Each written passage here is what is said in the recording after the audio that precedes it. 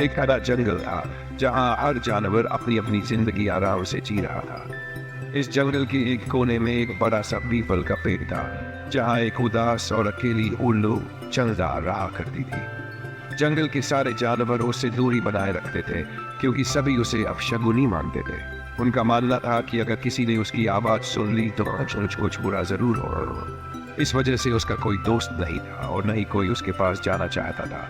एक दिन जब जंगल में तेज आंधी आई और हर जानवर अपने अपने बिलों में छुपा बैठा था, तब एक छोटा सा तोता मिट्ठू जो हमेशा खुश रहता था अपनी डाल से गिर गया।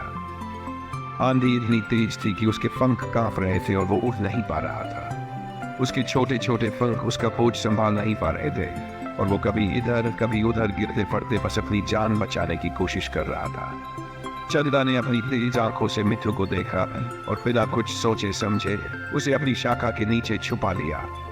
जब तक आंधी नहीं रुकी तब तक चंदा ने मिट्ठू को अपने पंखों से ढक कर रखा और उसे सुरक्षित रखा। जब आंधी थमी तब मिट्ठू ने चंदा को देखा और कहा, तुमने मुझे क्यों बचाया?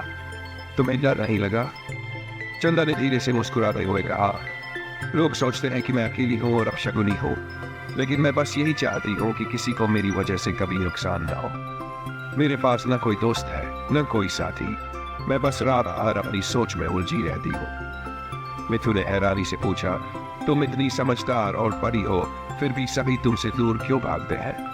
चंदा ने एक गहरी सांस लेकर जवाब दिया, क्योंकि लोग उस चीज को समझने की कोशिश नहीं करते जो उनसे अलग है।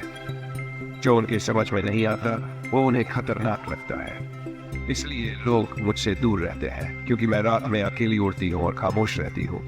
लेकिन जरूरी नहीं कि हर अकेला जीव बुरा हो, कभी कभी उसकी खामोशी में सबसे गहरी कहानी छुपी होती है।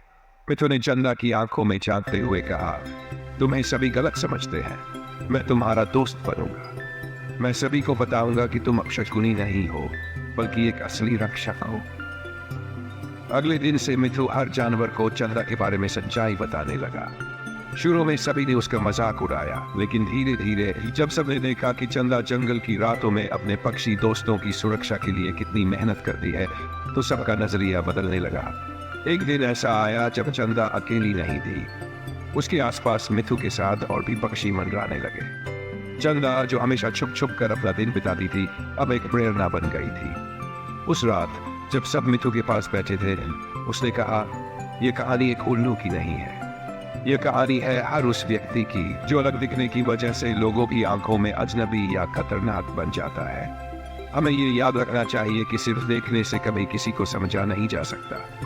दोस्तों, हमेशा दिल से समझना सीखो क्योंकि असली खूबसूरती और समझ भीतर छुपी होती है जो सिर्फ महसूस की जा सकती है। और इस तरह मिट्ठू और चंदा की दोस्ती ने जंगल को एक नई सीख दी।